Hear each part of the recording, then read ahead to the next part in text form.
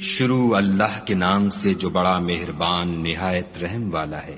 ایک طلب کرنے والے نے عذاب طلب کیا جو نازل ہو کر رہے گا، یعنی کافروں پر، اور کوئی اس کو ٹال نہ سکے گا، اور وہ خدائے صاحب درجات کی طرف سے نازل ہوگا جس کی طرف روح الامین اور فرشتے چڑھتے ہیں، اور اس روز نازل ہوگا جس کا اندازہ 50,000 برس کا ہوگا۔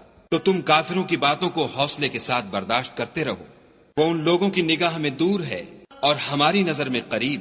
جس دن آسمان ایسا ہو جائے گا جیسا پگھلا ہوا تانبا، اور پہاڑ ایسے جیسے دھنکی ہوئی رنگین اون، اور کوئی دوست کسی دوست کا پرساں نہ ہوگا، حالانکہ ایک دوسرے کو سامنے دیکھ رہے ہوں گے۔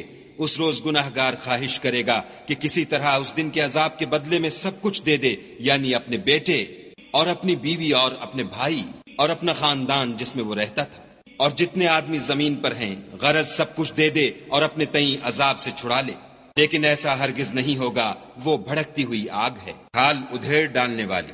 ان لوگوں کو اپنی طرف بلائے گی جنہوں نے دین حق سے اعراض کیا اور منہ پھیر لیا، اور مال جمع کیا اور بند کر رکھا۔ کچھ شک نہیں کہ انسان کم حوصلہ پیدا ہوا ہے، جب اسے تکلیف پہنچتی ہے تو گھبرا اٹھتا ہے، اور جب آسائش حاصل ہوتی ہے تو بخیل بن جاتا ہے۔ مگر نماز گزار جو نماز کا التزام رکھتے اور بلا ناغہ پڑھتے ہیں، اور جن کے مال میں حصہ مقرر ہے، یعنی مانگنے والے کا اور نہ مانگنے والے کا، اور جو روز جزا کو سچ سمجھتے ہیں، اور جو اپنے پروردگار کے عذاب سے خوف رکھتے ہیں۔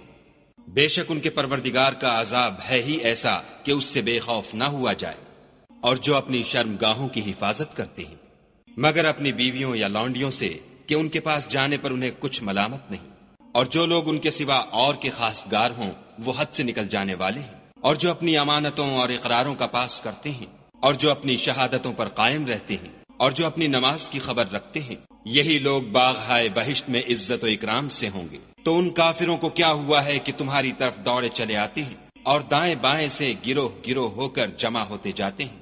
کیا ان میں سے ہر شخص یہ توقع رکھتا ہے کہ نعمت کے باغ میں داخل کیا جائے گا؟ ہرگز نہیں، ہم نے ان کو اس چیز سے پیدا کیا ہے جسے وہ جانتے ہیں۔